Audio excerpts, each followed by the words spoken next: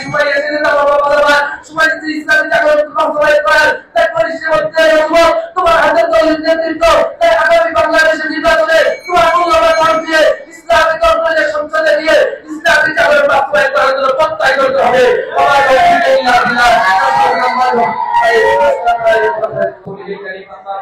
أعوذ بالله من الشيطان الرجيم بسم الله الرحمن الرحيم إن هذا القرآن يهدي للتي هي أقوم সবাই সংক্ষিপ্ততার ধরুন আমি আমার আলোচনা করে চলে যাচ্ছি মোহতারাম হাজিরিন আমার আলোচনার বিষয়বস্তু হলো ইসলামী জাগরণের রূপরেখা আলোচনা শুরুতে আমি একটা উপমা দিয়ে করতে চাই মোহতারাম হাজিরিন ইসলামী জাগরণ হলো এটা মহান দায়িত্ব ও মহান আমানত এর তুলনা এটা তিনের সাথে করা যায় তিন যদি না তাকে মিস করে তাহলে এটাকে তিনকে কোনো ষড়যন্ত্র বা তিনের কোনো দোষ ধরা যাবে না বরং এটাকে বলতে হবে তিন আন্দাজের দিকে তাদের দুর্বলতা এবং তার তিন আন্দাজের প্রতি আনুগত্যের কারণে তার তাকে মিস হয়েছে তিন পক্ষান্তর ইসলামী জাগরণের বিষয়টি এমন যদি এই জাগরণ সুস্থ ও সঠিক পথে পরিচালিত না হয় এবং তাকে যদি কোনো সামান্য ত্রুটি পেয়ে যায় তাহলে কখনো ইসলামের শাসন তাহলে এই জাগরণের ক্ষেত্রে ইসলামী শাসিত শক্তি এবং তার যোগ্যতার উপর প্রতি আঘাত থাকে এবং অপর সময় মানুষ সমাজের মধ্যে দৃঢ় বিশ্বাস করতে থাকবে না একমাত্র ইসলামের মধ্যে বিশুদ্ধ জাগরণের শক্তি মোহতারাম হাজিরিন ইসলাম মানে হলো জাগরণ জাগরণ হলো ইসলামের প্রকৃতি এই উপার মধ্যে এই ধারা থাকা আবদ্ধ এই সম্পর্কে রাসূলুল্লাহ সাল্লাল্লাহু আলাইহি ওয়াসাল্লাম যা তিরমিজির 147 নম্বর হাদিসে সাহাবাদেরকে রক্ষা করে বলেন ইন্নামা বুইতু মুয়াসসিরিন ওয়া লা তুবাইতু মুআসসিরিন তার ইবনে কাসিরের মধ্যে বর্ণিত আছে ইয়ানে শরাফুল মুস্তাম হযরত রবি ইবনে আমিরকে জিজ্ঞাসা করেছিলেন কোন জিনিসের মহব্বত আমাদেরকে সুন্দর আলো মনোমুগ্ধ থেকে ইনারে আসলো তিনি প্রত্যুত্তরে বলেছিলেন আল্লাহু তাআলা লিনুফিকা নকশাতি ইবাদাতি নাসি ইবাদাতিল্লাহি ওয়াহদা ওয়া মিন সুশাইতিদ দুনিয়া ইলা সাহাবিহা ওয়া মিন আদিয়ান ইলা আব্দুল ইসলাম মোহতারাম হাজিরিন কোন সকাল আল্লাহ ইবাদত খুব সুন্দর করে বলেছেন এই হাকিকত স্থিতি কি ইহতিসাবে কায়নাত পবিত্র ইসলামী জাগরণ এটা সর্ববিধ সমস্ত মানুষের জন্য প্রয়োজন এই জাগরণের বাস্তবতা হলো এমন যে ইসলামী জাগরণের সমস্ত মানুষের অবদান হলো যেরকম একটা রাখাল বিধির একবার পশুর মতো এবং যাত্রী বোঝাই নাবিক বিধির একটি জাহাজের মতো মোহতারাম হাজিরিন এই জাগরণ সম্পর্কে শহীদ মানুষ সমাজের মধ্যে এই জাগরণকে আমাদের বাস্তবায়ন করার জন্য আমাদের কি রূপরেখা হতে পারে এই সম্পর্কে কিছু আলোচনা করা যাক মোহতারাম হাজিরিন এই জাগরণের মূল ভিত্তি হলো কোরআন সাল্লাল্লাহু আলাইহি ওয়াসাল্লামের উপর আল্লাহ তাআলা কর্তৃত্ব করেছেন মানুষের হেদায়েতের জন্য এই মুসলমান আল্লাহ ইসরাইলের মধ্যে বলে ইন্না হাযাল কুরআনি ইয়াহদি লিল্লাতি আকওয়াম মোহতারাম হাজিরিন করে শুনতে ধন্যবাদ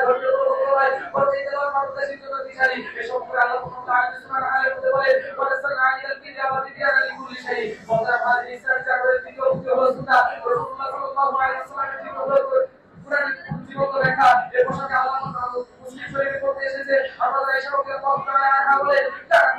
কোরআন ওই ভিত্তি সম্বন্ধে আল্লাহ রাসূলুল্লাহ সাল্লাল্লাহু আলাইহি ওয়াসাল্লাম বলে কোরআন আগে 1500 করে হাদিস বলে তাও কিছু আপনাদের তাওহীদ বা তাওয়াসসুল বিহিবা মোহতারাম হাজির ওই মূলনীতির উপর ভিত্তি করে কিছু মূলনীতি আলাদা আমাদের ইসলামের উপরে বাস্তবায়ন করতে হবে এক নম্বর মূলনীতি হলো ইসলামী আকীদার সাথে সামঞ্জস্যপূর্ণ হতে হবে ইসলামী জাগরণ সর্বদা কোরআন সুন্নাহকে দিকে আকীদার সাথে সামঞ্জস্যপূর্ণ হতে হবে রাসূলুল্লাহ সাল্লাল্লাহু আলাইহি ওয়াসাল্লামের সুন্নাহ সুরাতে রাশিদের তরিকা ও করতে হতে হবে সমস্ত কথা আকীদা বর্জন করতে হবে এই প্রসঙ্গে আল্লাহ তাআলা সূরা বাকারার মধ্যে বলে সাবিলের প্রতিজ্ঞা অবলম্বন করে বিল্লাহ সকল ইসলাম থেকে ওয়াকিল মুসতাদ আল্লাহ রাসূলুল্লাহ সাল্লাল্লাহু আলাইহি ওয়াসাল্লাম হাদিসের মধ্যে বলে আল-ইমানু বিল্লাহি ওয়া মালাইকাতিহি ওয়া আতিহি ওয়াদার ভাষায় দ্বিতীয় পন্থী হলো এই জাগরণ সম্পর্কে দিনের বিষয়ে পরিপূর্ণ জ্ঞান অর্জন করতে হবে কারণ জ্ঞান ছাড়া জাগরণ সম্ভব নয় অজ্ঞতা মানুষকে ভ্রান্ত পথের দিকে নিয়ে যায় এই জাগরণের জন্য দিনের গুরুত্ব বোঝানোর জন্য রাসূলুল্লাহ সাল্লাল্লাহু আলাইহি ওয়াসাল্লাম হাদিসের মধ্যে আল্লাহ তাআলার অসংখ্য আয়াতের মধ্যে গুরুত্ব দান করেছেন এই প্রসঙ্গে আল্লাহ তাআলা সূরা জুমারের মধ্যে বলেন সূরা জুমারের 9 নম্বর আয়াতে বলে কুল হাদিস সাবিলাল্লাযিনা ইয়ালামুনা ওয়াল্লাযিনা লা ইয়ালামুন ওয়াল্লাযিনা ইয়াসমাউনা আয়াতে বলে ফাইলাহুল্লাযিনা আফরিজু ওয়াল্লাযিনা ইউতুনা ইমাদাল্লাহ সুতরাং উভয় মূলনীতির আগে বলতে চাই বর্তমান বাংলার জমিনে যে সমস্ত শিক্ষাকে বাংলা হয়েছে প্রত্যেক পণ্ডিত হয়েছে তার প্রত্যেক বছরের মধ্যে বিভিন্ন মানুষের মধ্যে করতে পারে পরিষ্কার ভাষায় বলতে চাই তোমরা বক্তব্যের মাধ্যমে মানুষের মধ্যে করতে পারো তোমরা বক্তব্যের মাধ্যমে পরিষ্কার করতে পারো সকলের তোমাদের মসজিদে আমরা তোমাদের দেওয়া সম্ভব নয়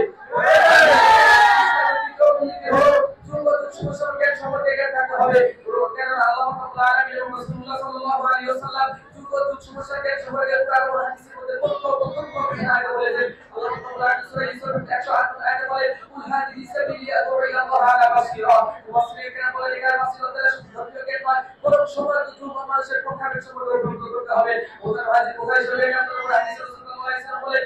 বিল্লাহি ফাইয়াল মুসলিম তোমার কাছে বলে যে আমাদের শুধু হালাল হারাম জানা নয় বরং এই কারণে সমাজের বাস্তবতা দেখার সম্ভব বৃদ্ধি করা চতুর্থ মূলনীতি হলো যেটা জীবনে হবে মুসলিম জাগরণের ইসলামী জাগরণের মুসলিম নেতৃত্ব সর্বদা মতজামি করা এবং দুনিয়াতে যে শাসক এগুলো ইত্যাদি ত্যাগ করতে হবে এবং আল্লাহ তাআলা সূরা আল-ইমরানের 108 বলেন লাকানা মুসলিম প্রচুর মূলনীতি হলো ধৈর্য সাহসের উপর করতে হবে ধৈর্য সম্পর্কে আল্লাহ তাআলা আরেক প্রবাসী সাবির আল্লাযী ইযা আসাবাহু মুসিবা ক্বালু ইন্না লিল্লাহি সম্পর্কে আল্লাহ তাআলা আরেক বলেন ইউকাইদুনা বিসাবিল্লাহি ওয়া লা ইয়াখাফুনা লাওমাতা লাইম এবং যে সম্পর্কে বলবেন সিনা আলা মুসিবা ওয়া কানা বিহি ফাসাসা ওদের হাদিস পরিশেষে কথাই বলতে চাই আর উম্মাহ জাগরের বাংলা হয় আমেরিকার ওয়াশিংটন থেকে আর উম্মাহ জাগরের বাংলা বলতে হয় কি ভারতের দিল্লি থেকে আমি তোমাদেরকে বলতে চাই তোমাদের জাগরণের নীতি করে ছুড়ে বলি তোমাদের জাগরণের নীতি করে লাঠি বলি কারণ তোমাদের জাগরণের নীতি করে বলতে কইলে প্রতি জুলমের কথা বলা হয় তোমাদের জাগরণের নীতি করে বলতে অসহায় মানুষের ধ্বংসপ্রাপ্ত সাথে করা হয় তাই ফিরদাউসী জাগরণের দিকে যে জাগরণ 1400 বছর আগে আরবের পূর্ববঙ্গের মধ্যে প্রকাশিত হয়েছিল মুহাম্মদ আরবি সাল্লাল্লাহু আলাইহি ওয়াসাল্লামের হাতে যে জাগরণ উপমহাদেশ মধ্যে সৃষ্টি হয়েছিল হযরত সাহাবায়ে কেরামের হাতে যে জাগরণ